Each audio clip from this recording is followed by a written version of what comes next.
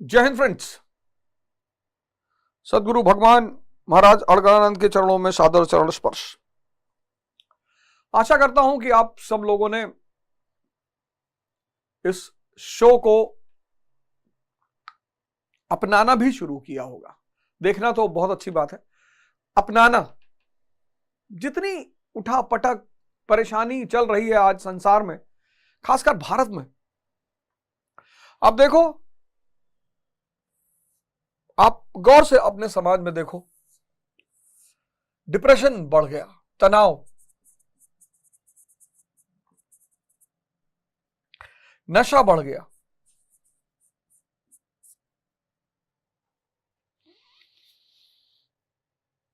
करुणा खत्म हो रही है,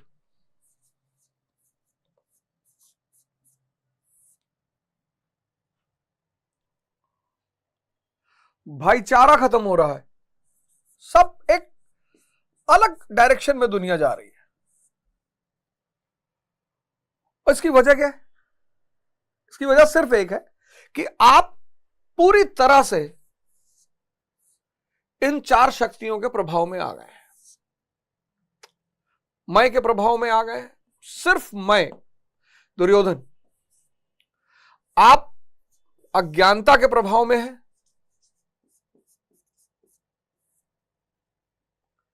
धृतराष्ट्र। आप भ्रम के प्रभाव में है, भीष्म। आप आसक्ति के प्रभाव में है, अश्वत्थामा।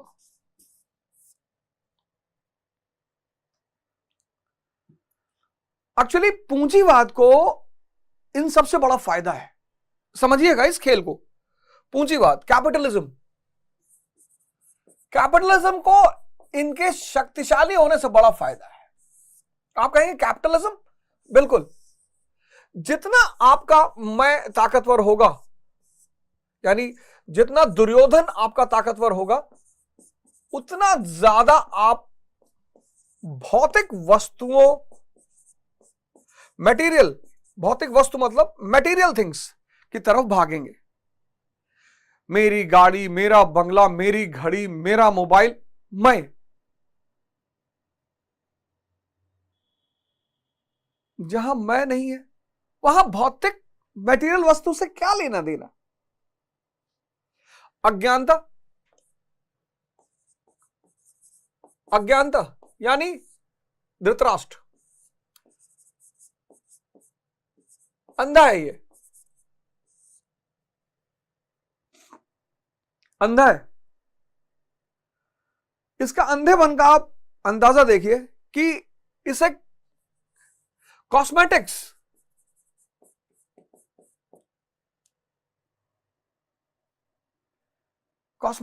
मेल फीमेल दोनों, बाहर से सुंदर दिखना है किसी भी कीमत पे,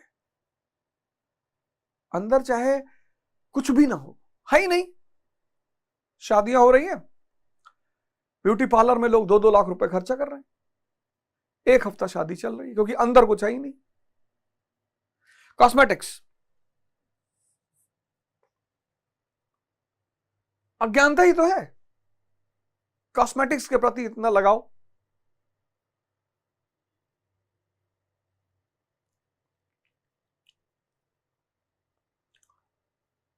दिखावा, शो ऑफ,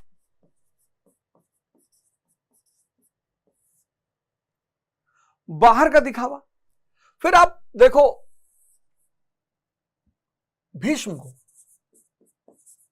भ्रम,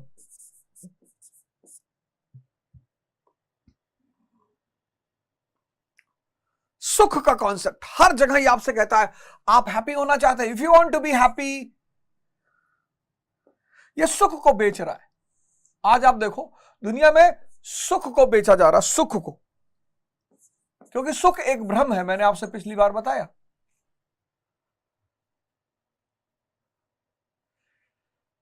बड़े बड़े वाटर पार्क्स, बड़े बड़े झूलों के parks, club, beer bar, dance bar, यहां आपको आपसे दूर रखा जाता है। जितनी देर आप खुद से दूर रहते हो आपको बड़ा आनंद आता है।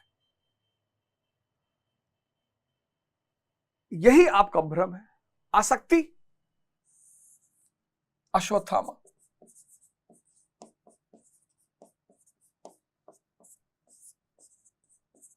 ये सारी फोर्सेस कैपिटलिज्म को बड़ा सपोर्ट करती है, पूंजीवाद को बड़ा सपोर्ट करती है। इसलिए पूंजीवाद चाहता है कि ये शक्तियां कभी कमजोर ना होने पाए, दुर्योधन कभी कमजोर ना होने पाए। इसलिए जो भी इन शक्तियों को कमजोर करने की कोशिश करेगा वो पूंजीवाद का दुश्मन हो जाएगा। और कौन कमजोर करेगा? संत और महात्मा कमजोर करेंगे। ये आपको बताएंगे कि साहब आप इनकी वजह से परेशान हो। कितने लोग हो आप जो अच्छा खाना खा रहे हो, अच्छा कपड़ा पहन रहे हो, लेकिन आप संतुष्ट नहीं हो, खुश नहीं हो। अब इन संत महात्माओं ने आपसे कहा कि साहब हम आपको एक अस्त्र दे रहे हैं, ध्यान, यानी द्रौपदी।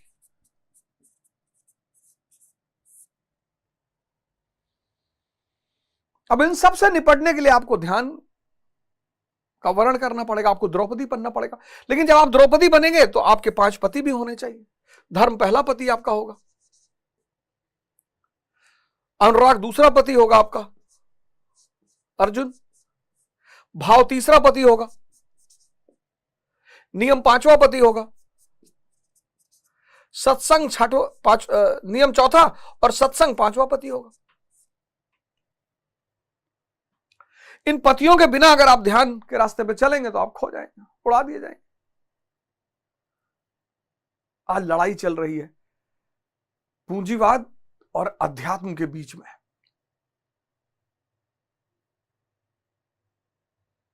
आज की जो दुनिया है यही कलयुग है, कलयुग, यही कलयुग है,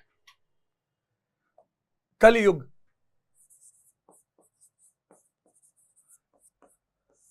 कलयुग जहां असत्य यानी पूंजीवाद और सत्य यानी अध्यात्म,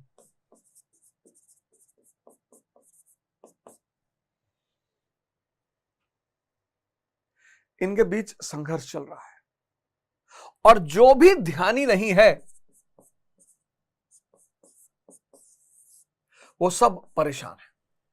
कितना भी पैसा हो, कितना भी, मैं तो देखा ना एक से एक लोगों को, पैसा, स्त्री, गाड़ी, मकान सब है, लेकिन जिसके पास ध्यान नहीं है वो परेशान बहुत है। गाड़ी खाओगे, स्त्री खाओगे, पुरुष खाओगे, मकान खाओगे, पैसा खाओगे,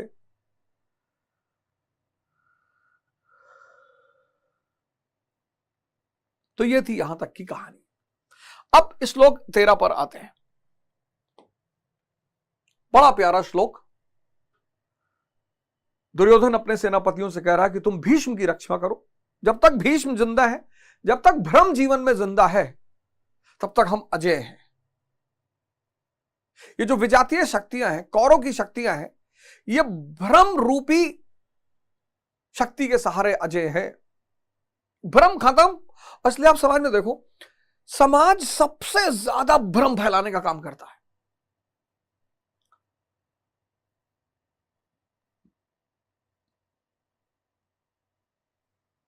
क्योंकि भ्रम फैलाना बहुत आसान, और वो भी अपरिपक्व मन में।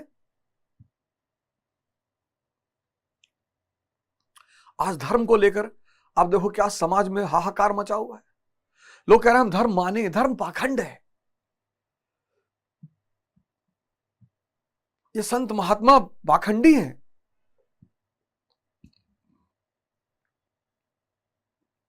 खाओ पियो मौज मनाओ, कब तक?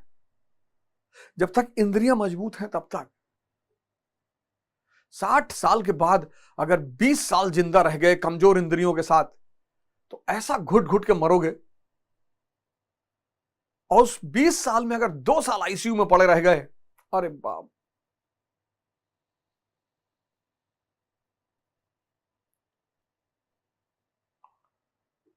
आज लोग संसार कमाना चाहते हैं और खुद को खोने के शर्त पे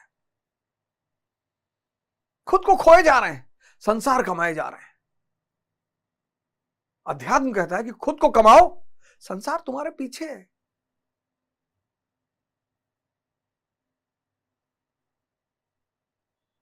सन्यासी होने से संसार छूटेगा नहीं, ये बात याद रखना। सन्यासी होने से संसार छूटेगा नहीं। अगर आप सन्यासी हो गए यानी आप होश में हो गए तो संसार छूटेगा नहीं।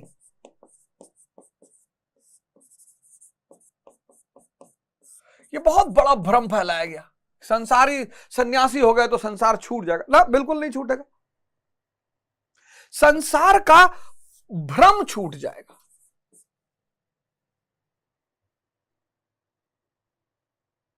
कौन सा भ्रम? यह भ्रम कि स्त्री भोग्य है, यह भ्रम छूट जाएगा। कितना सम्मान पैदा हो जाएगा स्त्री के लिए। यह सन्यासी के लक्षण है। वो आईपीएस हो सकता है, आईएएस हो सकता है, डॉक्टर हो सकता है, जिसका भ्रम छूट जाए वो सन्यासी। लेकिन हमारे घर में, हमारे देश में एक भ्रम फैला देगा, अरे भैया घर छोड़ चला जी। क्यों घर छोड़ेगा वो? क्या जरूरत है घर छोड़ने की? सन्यासी होने से होश पैदा हो जाएगा, और जब होश पैदा हो जाएगा तो भ्रम छूट जाएगा, संसार नहीं छूटेगा। स्त्री का जो भोग्य का कॉन्सेप्ट है वो खत्म हो जाएगा, स्त्री सम्माननीय हो जाएगी। और जब आप स्त्री को भोगने की कोशिश नहीं करोगे, वो भी आपको भोगने की कोशिश नहीं करेगी।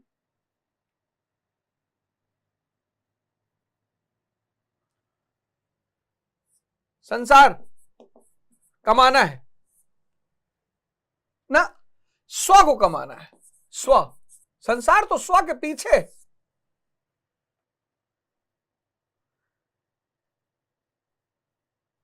जिसके पास पूरा ब्रह्मांड हो वो क्यों मर्सिडीज अपने पास रखेगा? जरूरत है तो वो भी रख लेगा। अड़गानंद महाराज है, आप उनके आश्रम आइए, उनके नाम से 1 रुपया नहीं है। बरचर में आश्रम, पालघर में आश्रम, शक्तेशगढ़ में आश्रम, कोई मर्सिडीज दे गया, कोई रेंज रोवर दे गया, उनका कुछ भी नहीं है। उनका सिर्फ स्व है, परमात्मा।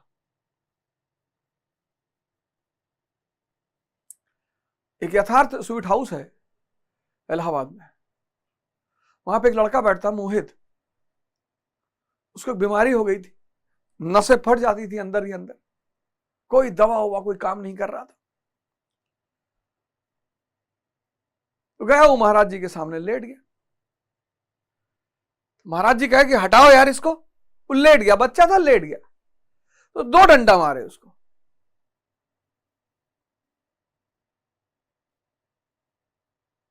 उसकी बीमारी ठीक हो गई।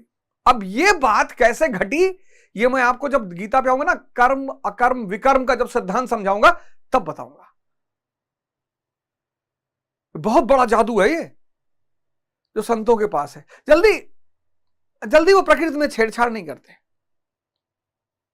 फिर उन्हीं के घर में एक कैंसर के पेशेंट थे, कैंसर से उनकी मृत्यु हो गई।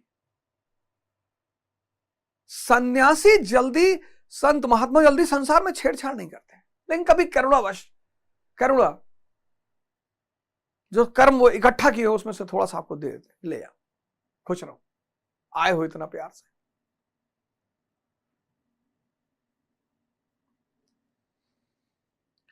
सन्यासी होने से होश पैदा हो जाएगा, होश होने से संसार छूटेगा नहीं, भ्रम छूट जाएगा। अब दोनों सेनाएं इकट्ठा, आमने सामने। 12वां श्लोक, तस्य सृजनयन हर्षम कुरु वृद्धा प्रतामह। कुरु वृद्धा पितामह सिंहनादम विनद्य उच्चय शंखम दद्मो प्रतापवान।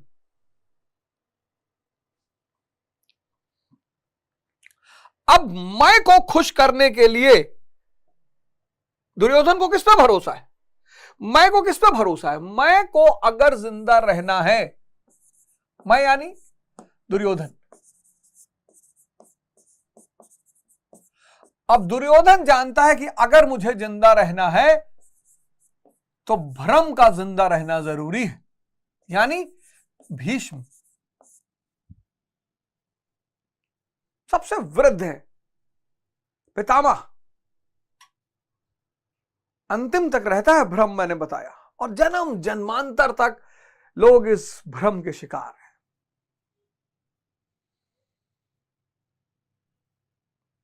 हम सब अपने अगल बगल कितनी मौतें देखते हैं, कभी कभी घर में भी देखते हैं, घर के बाहर देखते हैं, लेकिन शायद ही कोई बिरला होगा जिसको इसका एहसास होगा कि यार एक दिन मैं भी चला जाऊंगा, शायद।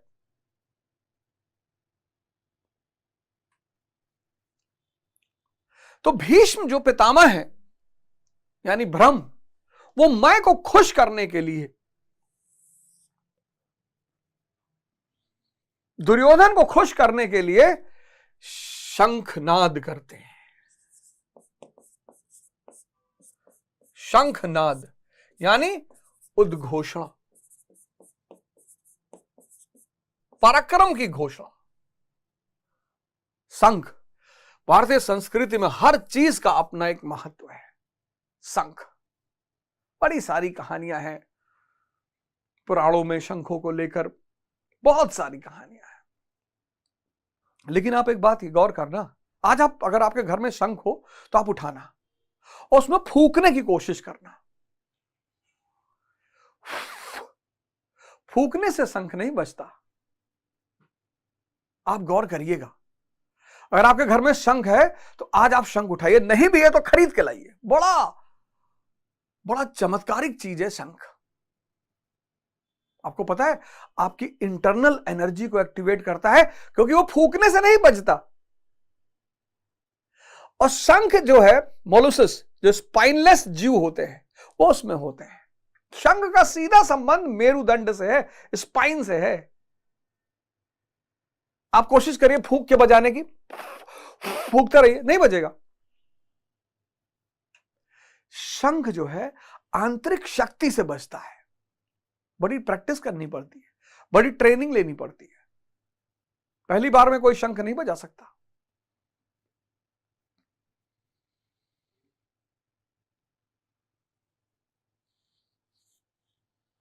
भारतीय संस्कृति में जो भी चीजें कहीं जुड़ी हुई हैं, नंदी मंदिर के बाहर बैठे हैं। आप जाओ किसी शिव मंदिर में, आप देखोगे भगवान अंदर, नंदी बाहर, और नंदी बाहर बैठे हुए हैं। प्रतीक्षा, धैर्य। भगवान को पाने का बस एक ही सूत्र है, धैर्य। इसीलिए तो ध्यान करना संभव नहीं हो पाता। लोग पूछते हैं ध्यान में करना क्या है? करना ही तो कुछ नहीं है। हम हर चीज करने के आदी हैं। बस दुनिया में एक ही चीज है जिसमें कुछ करना ही नहीं। अब 99 चीजें करना है। प्रेम करना है, पढ़ाई करना है, लड़ाई करना है, पूजा करना है, सब करना है। ध्यान, बस बैठ के प्रतीक्षा करना है। वो बैठना ही चुनौती है।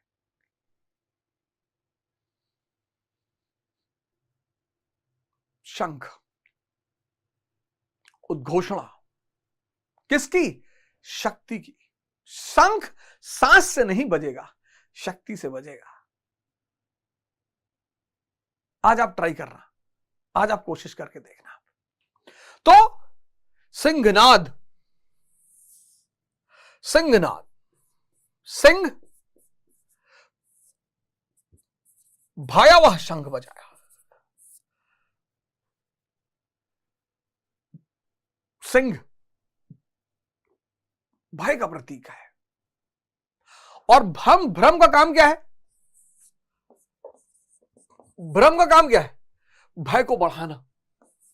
इसलिए जितने लोग ध्यान शुरू करते हैं, शुरुआती चरण तो बहुत खतरनाक है, बैठने ही नहीं देता। शुरुआती चरण तो बहुत खतरनाक है,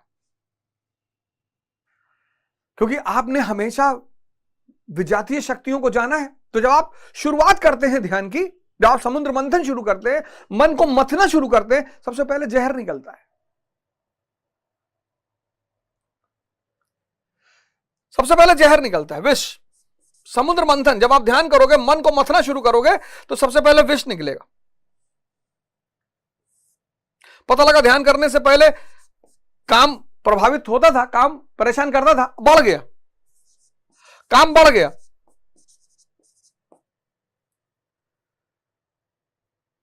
क्रोध बढ़ गया। इसलिए पहली बार में आदमी बहुत घबरा जाता है कि ये क्या हो रहा है यार। इसी में 90% लोग ध्यान मान छोड़ देते कि अरे जाए दो यार, फालतू में ही है जो ने।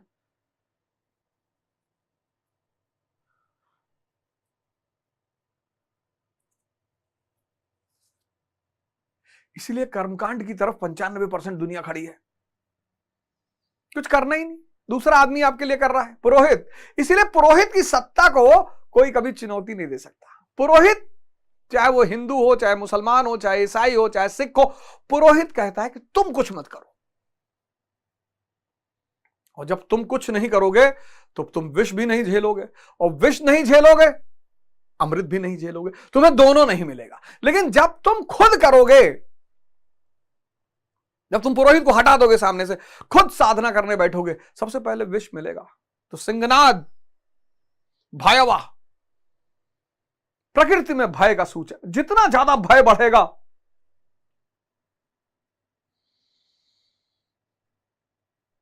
विजातीय शक्तियों का काम ही है, भ्रम का काम है भय को बढ़ाना। तो भीष्म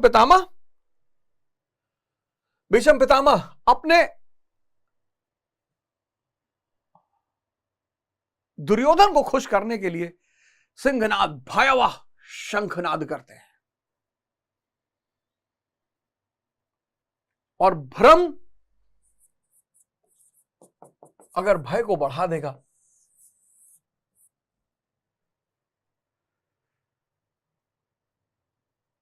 तो सुरक्षित हो जाएगा। क्योंकि भ्रम इतना भय को बढ़ा देता है कि कभी कभी जान ले लेता है आदमी की। बहुत बार ऐसा हुआ, कोरोना में तो ऐसा बहुत हुआ। फीवर हुआ, जुकाम हुआ, सर्दी हुई। आम सर्दी जुकाम में सांस लेने में दिक्कत होती, आम। अभी आपको सर्दी जुकाम होगा, देखो, आम सर्दी जुकाम में सांस लेने में दिक्कत होती है। लेकिन चूंकि उस वक्त चारों तरफ टीवी में दिखाया जा रहा था, ये लाशों की लाइन है, वो लाशों की लाइन है, वहां मर रहे हैं, लखनऊ में ढेरों सारी लाशें जलाई जा रही है, चीन में सड़क पे गिरे हुए लोग, और टर्की में सड़क पे गिरे हुए लोग, उसने भय को बढ़ा दिया। तो ज्यादातर लोग हार्ट फेलियर से मर गए।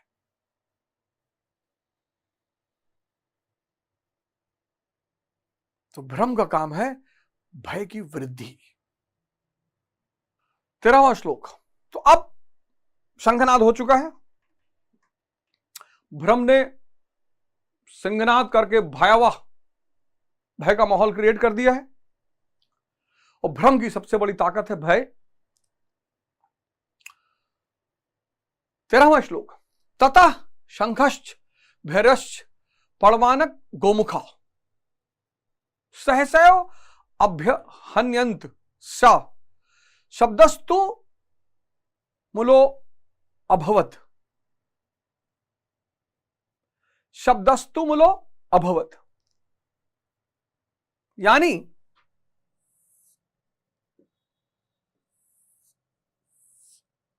शंख, नगाड़ा, ढोल, नरसिंह आदि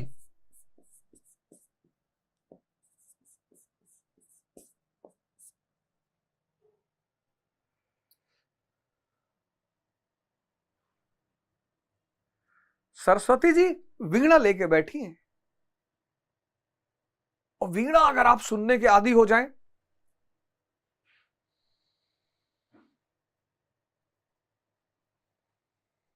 यानी जो आदमी ज्ञानी हो जाएगा, उसके जीवन के सारे तार यानी सारी इंद्रियां बैलेंस हो जाएंगी और एक मधुर स्वर निकलेगा। युद्ध के मैदान में कोई वीणा लेके नहीं बैठेगा।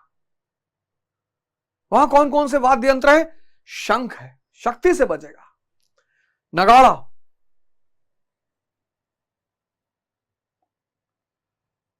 ढोल, नरसिंह आदि, और इन सब का ये विजातीय शक्तियां हैं। कौरव, और इन सब का काम है भय को पैदा करना।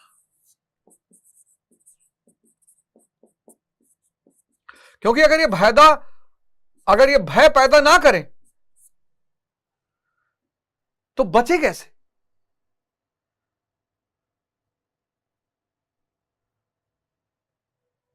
सबसे ज्यादा शक्तिशाली भ्रम।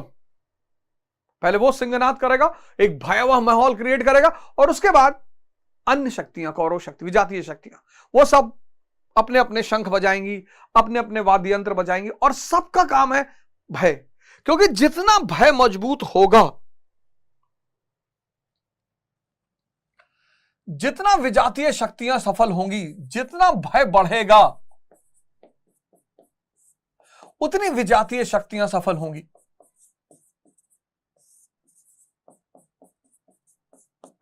अभी आप देखना, अर्जुन इतना भय का शिकार हो जाएगा, भ्रम और भय दोनों अर्जुन शिकार होगा, तब आपको गुरु का महत्व समझ में आएगा। अभी आगे जब बढ़ेंगे तो देखेंगे अर्जुन दोनों का शिकार हो जाएगा, भय का भी और भ्रम का भी, और ऐसी ऐसी बातें करेगा। विजातीय शक्तियां भय बढ़ाएंगी, और जितना ये भय बढ़ाएंगी उतना ही मोहमयी बंधन जो है वो मजबूत होता चला जाएगा।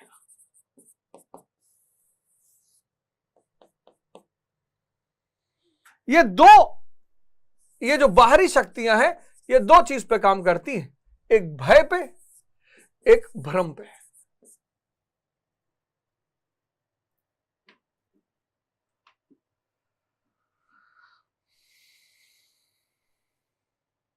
तो कौरवी शक्तियां जो है, विजातीय शक्तियां, इन्होंने एक भय का वातावरण पैदा कर दिया, भ्रम को बढ़ा दिया,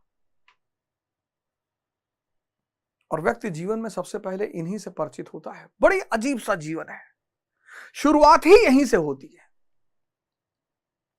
इसीलिए आप देखो, शिक्षा और संस्कार,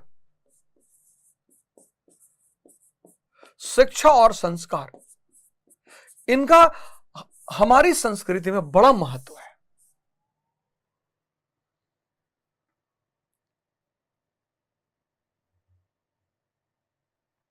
आज जो हमारे स्कूल्स हैं आज, और खासकर मिशनरी स्कूल्स, ये बाह्य शिक्षा बहुत अच्छी दे रहे हैं। बाह्य जो आउटर एजुकेशन है, बाह्य शिक्षा, वो ये बहुत अच्छी दे रहे हैं, बहुत अच्छा पढ़ा रहे हैं, इंजीनियर बना दे रहे हैं, डॉक्टर बना दे रहे हैं, आईएएस बना दे रहे हैं। लेकिन ऐसा इंसान फेल कर दे रहा है। क्यों? क्योंकि शिक्षा और संस्कार अब इनके उसका हिस्सा नहीं है। इसलिए जो गुरुकुल की शिक्षा थी, गुरुकुल 1835 के बाद मैकाले ने कहा, इन गुरुकुलों को खत्म कर दो। अगर गुलामी को बढ़ाना है तो इन गुरुकुलों को खत्म कर दो।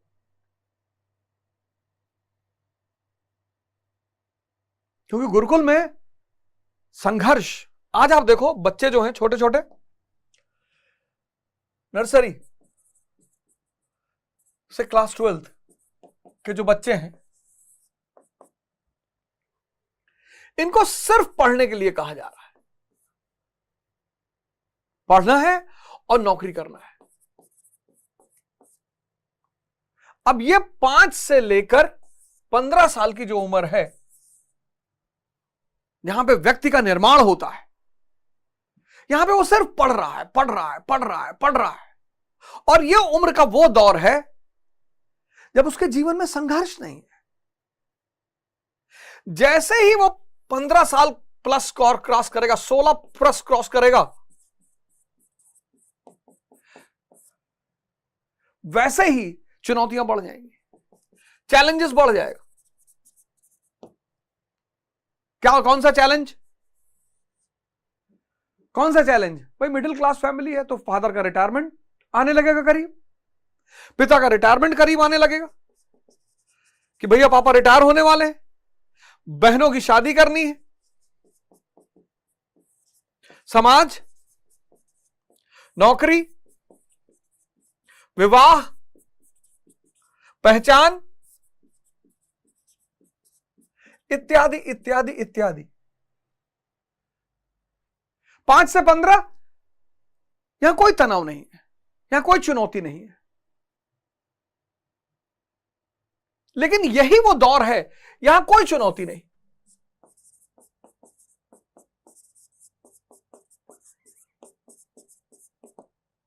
लेकिन यही वो दौर है जब हम व्यक्ति को संस्कार दे सकते हैं, ध्यान का संस्कार, योग का संस्कार।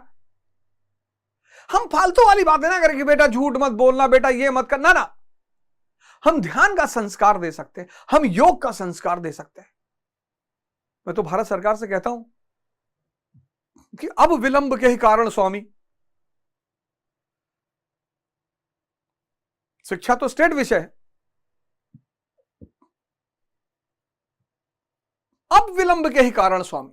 आपको पता है कि यह दौर में कोई चुनौती नहीं और संस्कार का दौर है, फर्जी संस्कार नहीं, फर्जी संस्कार नहीं, एक फर्जी संस्कार होते हैं।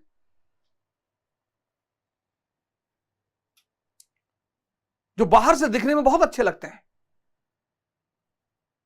पर अंदर कुछ नहीं होता। संस्कार अंदरूनी घटना है। जब संस्कार सिर्फ बाहर से होते हैं तो व्यक्ति पाखंडी हो जाता है, अंदर कुछ और बाहर कुछ और, वो और खतरनाक दौर होता है, वो और खतरनाक चीज होती है। ये वो दौर है जब शिक्षा के साथ व्यक्ति को संस्कार दिए जाना चाहिए और ये स्कूलों में होना चाहिए। सूर्य नमस्कार कंपलसरी होना चाहिए, ध्यान की एक क्लास कंपलसरी होनी चाहिए। तो ध्यान और सूर्य नमस्कार जब वो इस पीरियड में करेगा, 5 से 15 के पीरियड में करेगा, तो मन से ताकतवर रहेगा और शरीर से ताकतवर रहेगा। तो जैसे ही वो 16+ में एंटर करेगा और ये सारी चुनौतियां उसके सामने आएंगी, लड़ेगा वो, लड़ेगा वो, उसको लड़ना ही है, भाग ही नहीं सकता वो, ताकत अंदरूनी है, लड़ेगा। लेकिन अगर ताकत अंदरूनी नहीं है तो नशे पे डिपेंडेंट हो जाएगा, स्त्री पे डिपेंडेंट हो जाएगा, अपने आप को खोने की कोशिश करेगा। जितना खोया रहेगा उतना चुनौतियों से दूर रहेगा। अयोध्या में श्री राम जी का मंदिर 22 जनवरी को शुरू हो जाएगा, बड़ी अच्छी बात है। भारतीय संस्कृति के महानायक हैं श्री राम। श्री बनकर घर से निकले, श्री राम बनकर घर से निकले, प्रभु राम बनकर लौटे। कितना साल लगा? 14 साल। ये तो मैं आपसे बार बार कहता हूं, 6 महीना त्याग और तपस्या कर लो आईएएस, साल भर कर लो एमएलए, 5 साल कर लो मेंबर ऑफ पार्लियामेंट, 10 साल कर लो प्रधानमंत्री, और 14 साल कर लिए भगवान। अब यह सूत्र श्री राम को पता है, तो इन्होंने अपनी पत्नी और बच्चों को आश्रम में रखा। और इनके बच्चे कौन है? लव कुश, भगवान को बांध देते हैं। ये मैगी खाने वाले बच्चे नहीं है, ये कॉम्प्लान पीने वाले बच्चे नहीं है। हनुमान जी को बांध दिया, भरत जी को बांध दिया, सबको बांध दिया। इसलिए श्री राम भारतीय संस्कृति के महानायक हैं, क्योंकि ये बताते हैं कि त्याग और तपस्या श्रेष्ठता का सिद्धांत है।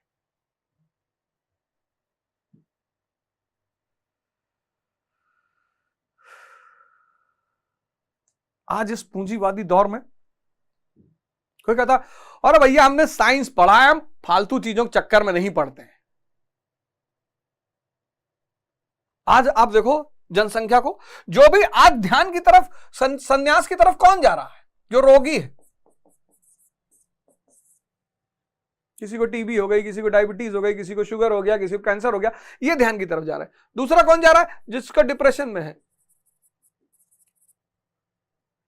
दूसरा, तीसरा कौन जा रहा है? जो असफल है, कुछ मिल ही नहीं रहा।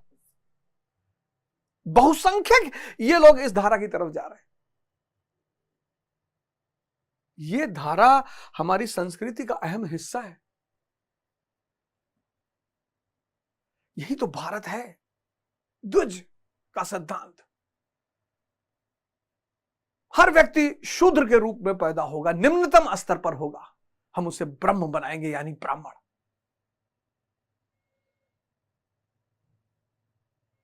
तो विजातीय शक्तियां क्या करेंगी? भ्रम और भय को बढ़ाने का प्रयास करेंगी, क्योंकि जितना ज्यादा वो भ्रम और भय को बढ़ा ले जाएंगी उतना ही ज्यादा मोहमयी बंधन मजबूत होता चला जाएगा। तो मैं कह रहा था कि आज इस पूंजीवादी दौर में जिन लोगों ने पढ़ लिया, शिक्षा तो सबने ले ली, लगभग बहुसंख्यक लोगों ने, लेकिन दीक्षा, मतलब हमने साइंस पढ़ लिया, फिजिक्स पढ़ लिया, केमिस्ट्री पढ़ लिया, अच्छी बात है, बहुत अच्छा, बहुत अच्छी बात है, इसमें बुराई क्या है?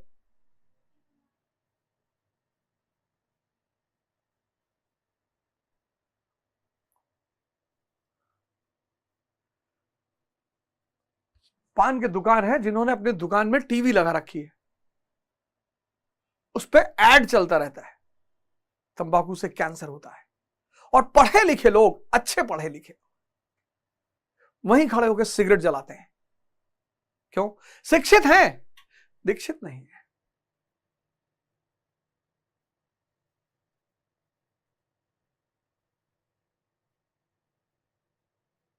विज्ञान बाहर का खेल है, यह सब कुछ बाहर के बारे में बताती है, बाहर यह सब कुछ अंदर के बारे में बताता है। दोनों का रास्ता एकदम विपरीत, एकदम। इसलिए अब वो समय आ गया है, एकदम आ गया है। अगर समाज को, राष्ट्र को, दुनिया को बचाना है तो अब शिक्षित होने के साथ साथ दीक्षित भी होना पड़ेगा। फिजिक्स के साथ साथ मेटाफिजिक्स भी पढ़नी पड़ेगी।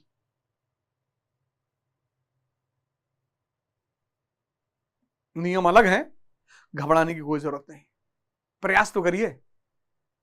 एक कदम भी अगर आपने कायदे से रख लिया